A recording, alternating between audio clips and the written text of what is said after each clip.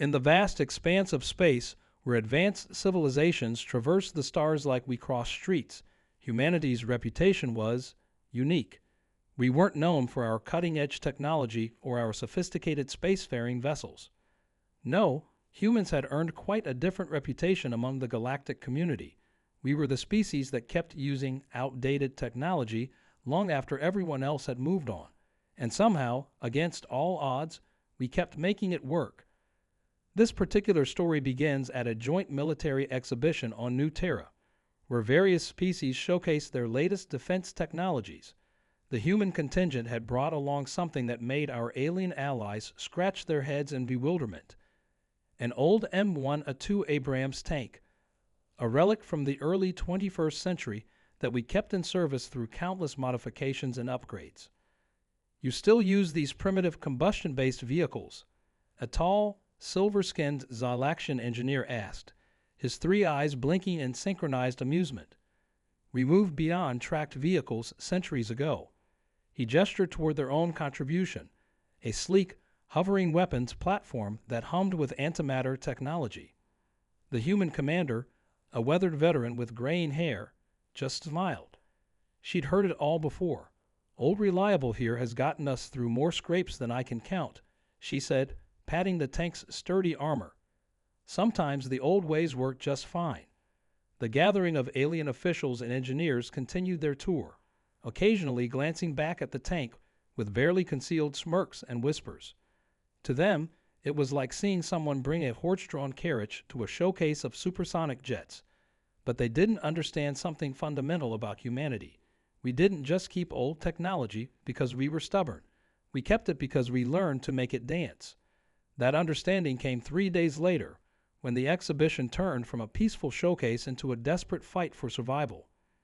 A rogue faction of pirates, armed with stolen next-gen weaponry, launched a surprise attack on the exhibition grounds. Their energy shields rendered most modern weapons useless. They'd specifically prepared for the cutting-edge technology they expected to face. What they hadn't prepared for was an Abrams tank that refused to die.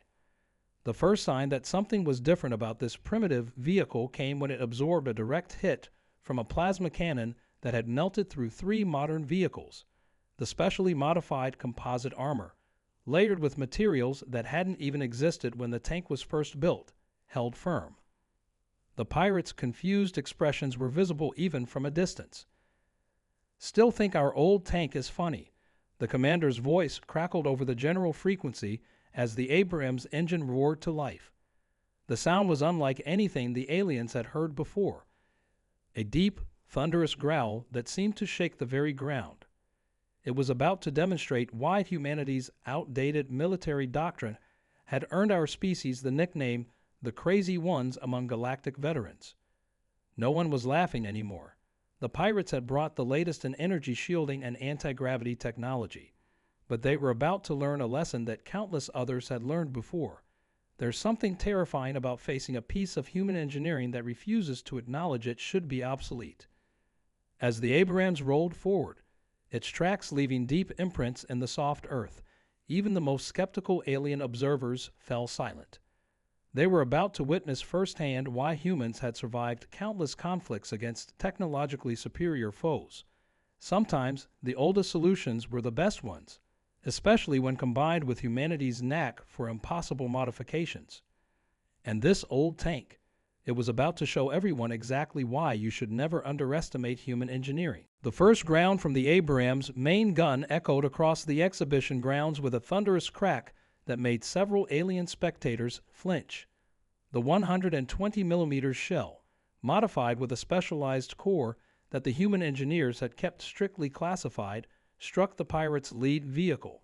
The energy shield flickered, wavered, and then collapsed completely, something their theoretical simulations had claimed was impossible. "That's the thing about theoretical simulations," the commander muttered, watching through the thermal imaging system as the disabled vehicle's crew scrambled for safety. "They don't account for good old-fashioned human stubbornness." The tank's modifications went far beyond its mysterious ammunition. Decades of continuous upgrades had transformed the Abrams into something that only resembled its original form on the surface. The traditional turbine engine had been enhanced with hybrid technology, allowing it to run nearly silent when needed. The armor, while still maintaining its classic appearance, now incorporated crystalline matrices that could absorb and redistribute energy weapons' impact. But the pirates weren't about to give up easily. 3 of their hover vehicles circled around, trying to find a weakness in the tank's defenses. Their weapons, advanced pulse cannons that should have turned any target into slag, seemed to do little more than leave scorch marks on the Abrams' surface. "How is this possible?" one of the Xylaxian engineers asked, watching from the safety of the bunker alongside other exhibition attendees. "That armor composition shouldn't be able to withstand such attacks." A human engineer nearby smiled, her eyes never leaving the battle unfolding before them. "We didn't try to make it withstand the attacks," she explained. "We made it adapt to them. Every hit it takes makes the armor stronger, reconfiguring its structure based on the energy signature it encounters." The pirates were learning this the hard way. Each successive shot seemed less effective than the last, while the Abrams continued its relentless advance. The tank's movements were deliberate, methodical, a stark contrast to the frantic maneuvering of the hovering vehicles around it. What the observers couldn't see were the dozen micro-reactors hidden within the tank's hull, each one processing the absorbed energy and feeding it back into the vehicle's systems. The more the pirates attacked, the more power they unwittingly provided to their opponent. The commander's voice crackled over the radio again. "You know what the real secret is? It's not just the technology. It's the crew. 4 humans working in perfect sync, doing what we've always done best, taking something old and making it do the impossible." Inside the tank, the loader slammed another round into the breech, this one specially designed for shield penetration. The gunner tracked their target with expertise born from countless hours of training. The driver anticipated every move, every adjustment needed to keep their shot stable. The pirates were starting to realize their mistake. They had come expecting to face the latest in alien technology, sleek, sophisticated, and predictable. Instead, they found themselves against something that embodied humanity's approach to warfare: unpredictable, adaptable, and stubbornly effective. As the second shot rang out, striking another pirate vehicle with pinpoint accuracy, murmurs of appreciation began to spread through the bunker. The aliens who had scoffed at the primitive tank were now watching with rapt attention as it systematically dismantled forces equipped with technology centuries ahead of its original design. But the battle was far from over. The remaining pirates were regrouping, changing tactics. They had one last trick up their sleeves, something they believed no Earth tank, no matter how modified, could possibly survive. The pirates' last-ditch strategy revealed itself in the form of a massive energy surge that made every sensor in the exhibition grounds scream in warning. They had linked their remaining vehicles' power cores together, creating a makeshift but devastatingly powerful electromagnetic pulse generator. It was the kind of desperate move that showed they'd learned at least one thing about humans: the only way to stop our technology was to shut it down completely.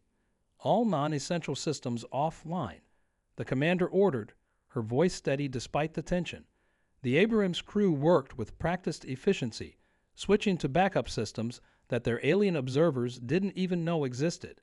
This wasn't the first time someone had tried to shut down the old tank with an EMP, and human engineers had long since solved that particular weakness. The pulse rippled across the battlefield, a visible wave of blue-white energy that made the air itself crackle. Modern vehicles and systems crashed instantly. The aliens' sophisticated equipment went dark. Even the exhibition center's lights flickered and died. But in the midst of this technological devastation, one sound remained constant: the deep, determined rumble of the Abrams engine. "Impossible," one of the pirate leaders shouted over the open channel. "That tank should be dead in its tracks." The commander's response was cut short as the pirates unleashed their final assault. They had saved their most powerful weapons for this moment, believing the EMP would leave the tank vulnerable. Concentrated plasma beams, designed to cut through capital ship armor, converged on the Abrams from multiple angles. Inside the tank, warning systems blared as temperature readings spiked. The crew worked in perfect coordination, each member knowing their role and what came next.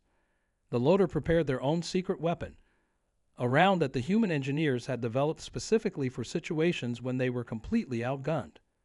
Hull temperature critical, the gunner reported, sweat dripping down his face despite the environmental systems working at full capacity. We've got maybe 2 minutes before the adaptive armor reaches its limit. The commander nodded, her eyes fixed on the tactical display. That's all we need. Get us within optimal range. The driver expertly maneuvered the tank, using decades-old techniques that no modern targeting system could quite predict. The Abrams seemed to dance between the energy beams, taking hits but never staying still long enough for the pirates to concentrate their fire on one spot. In the observation bunker, the alien engineers watched in fascination as the tank's armor began to glow red-hot. According to every calculation, every simulation, the vehicle should have been reduced to molten metal by now. Instead, it kept advancing, kept fighting. The armor isn't just holding, the human engineer explained to her stunned colleagues. It's learning. Every shot they fire teaches our systems more about their weapons, and that information is being put to very good use. The pirates had inadvertently created the perfect conditions for what came next. Their linked power cores, while providing tremendous energy for their attacks, also made them vulnerable.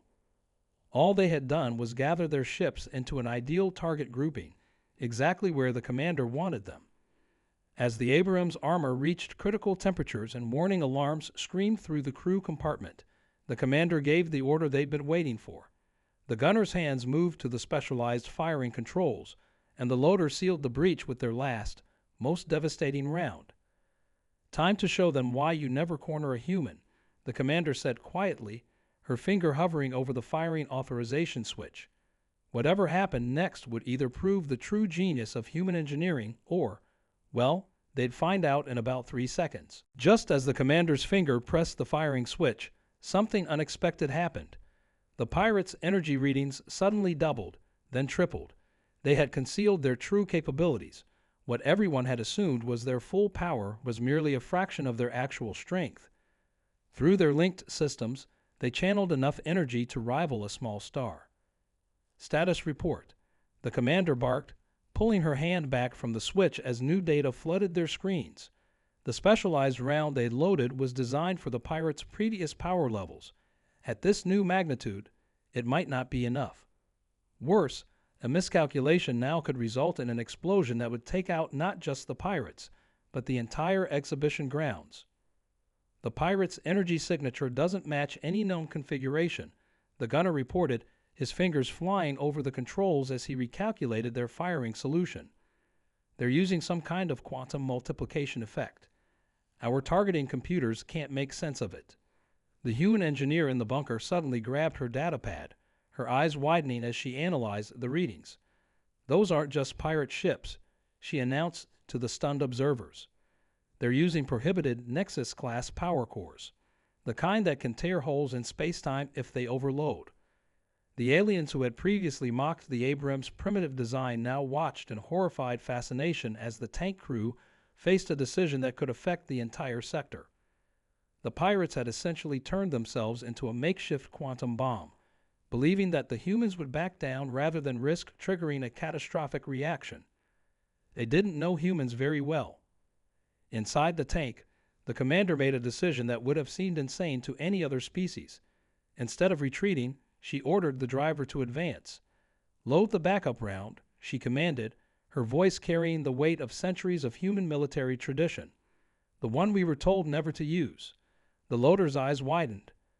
Sir, that round was labeled as theoretical. It's never been tested in real combat. Neither had the first atomic bomb, the commander replied grimly. Sometimes humanity's greatest achievements come from our craziest gambles. As the loader reached for a specialized container hidden beneath the main ammunition rack, the tank's systems began to adapt in ways their engineers had only theorized. The adaptive armor, pushed beyond its limits by the pirates' enhanced weapons, started exhibiting properties that defied conventional physics. The aliens in the bunker watched their instruments in disbelief as the Abrams heat signature began to match the quantum frequency of the pirates' linked cores. It was as if the old tank was evolving in real time, using the very energy being thrown against it to transform into something new. This is why we keep the old machines, the human engineer explained to her dumbfounded colleagues. They have room to grow, to change, to become something more than their original design. Modern technology is too specialized, too rigid, but this tank, it's like a living thing. The commander surveyed her crew, 4 humans inside a machine that represented the absolute best and craziest aspects of their species. They had one shot at this, using untested technology against an enemy-wielding power that could rip reality apart. The pirates, realizing something was different, intensified their attack. The sky above the exhibition grounds began to warp and twist as their quantum cores pushed out more power. They thought they had the ultimate advantage, but they were about to learn another lesson about humanity. Sometimes, the craziest plan is the only one that works. The experimental round slid into the breach with a sound unlike anything the crew had heard before, a high-pitched hum that seemed to resonate with the very fabric of space around them. The tank's systems, already operating beyond their designed parameters, began to synchronize with the round's unique frequency. "Target locked," the gunner announced, his voice steady despite the reality-bending energies swirling around them. "Whatever this round's going to do, it better do it fast. Our armor can't take much more of this." The commander took one last look at her crew, pride evident in her eyes. "You know what they say, humans don't build weapons, we build solutions. Fire when ready." The Abraham's main gun roared, but this time the sound was different, deeper, almost musical. The experimental round didn't fly so much as it phased through space, trailing ribbons of quantum energy that matched the pirate's power signature perfectly. For a moment, time itself seemed to pause. Then something remarkable happened. Instead of detonating, the round created a localized quantum field that enveloped both the tank and the pirate vessels. The pirates' linked power cores, instead of fighting against it, began to harmonize with the field. "It's working," the human engineers shouted from the bunker, her instruments showing something unprecedented.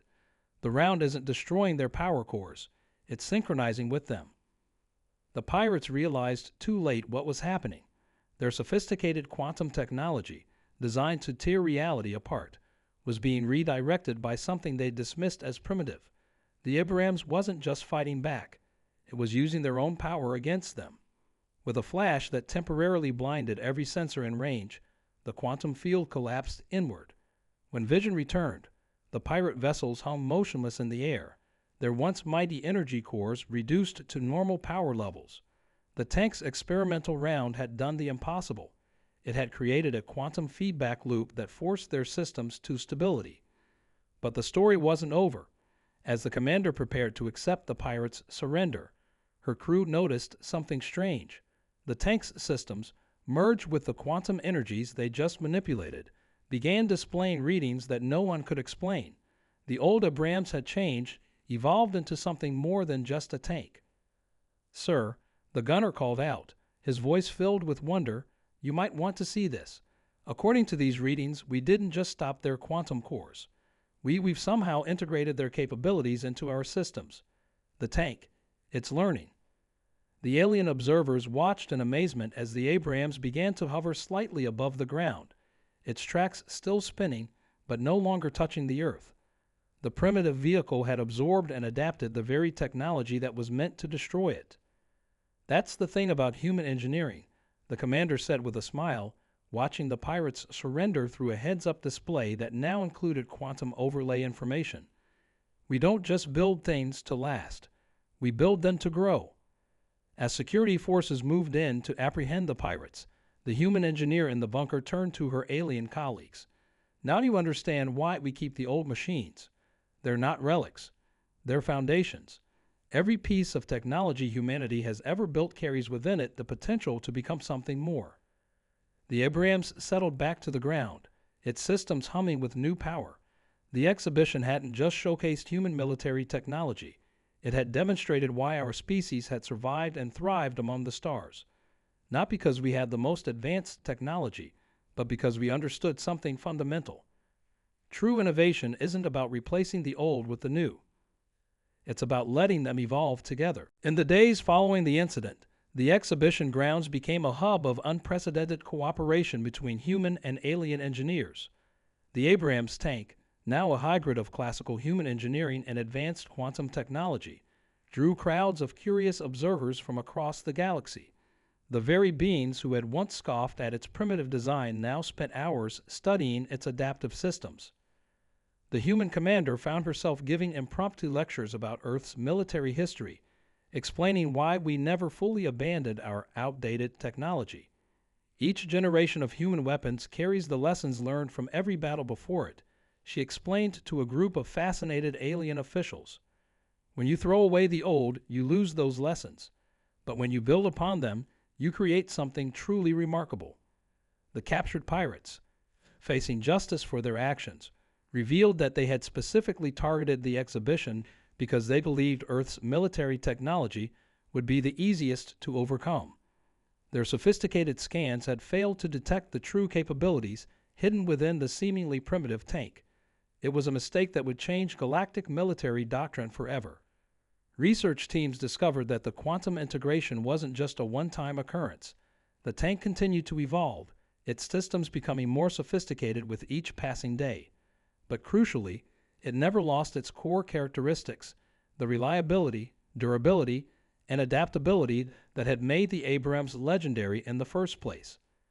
The beauty of human engineering, the engineer explained to her colleagues, isn't in creating perfect machines. It's in creating machines that can become perfect through experience. She ran her hand along the tank's armor, which now shimmed with a subtle quantum field. This old warrior has more stories to tell. The crew was honored for their bravery, but they insisted that the real hero was the tank itself and the generations of engineers who had kept improving it instead of replacing it. Their actions had proved that humanity's approach to technology, while often dismissed as stubborn or primitive, had its own unique wisdom. As the exhibition finally came to its official close, the commander stood before a mixed audience of humans and aliens. "Some of you came here expecting to see the future of warfare," she said, gesturing to the Abrams, which now hovered slightly off the ground, its tracks spinning lazily in the air. "Instead, you saw something more important. You saw the past and future working together. That's the real secret of human innovation."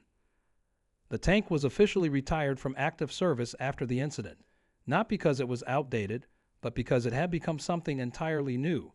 It was transferred to a special research facility where human and alien engineers could study its unique properties, learning from the impossible merger of old and new technologies. But perhaps the most significant change came in how other species viewed human technology. They stopped asking why we kept our old machines and started asking what those machines could teach them. The incident became known across the galaxy as the Abrams paradigm, a testament to the unique human ability to find strength in history rather than abandoning it. As for the crew, they often visited their old tank, watching as it continued to evolve while somehow remaining fundamentally unchanged, much like humanity itself. The commander would sometimes place her hand on its armor, feeling the familiar vibration of its engine mixing with the new quantum harmonics, and smile. "You know," she'd tell visitors, "there's an old saying on Earth. If it ain't broke, don't fix it. We just added our own part to that. If it works, help it grow. That's the human way, not replacing the old with the new, but letting them become something greater together." And somewhere in the depths of space, other ancient human machines waited patiently for their chance to show the galaxy what they could become.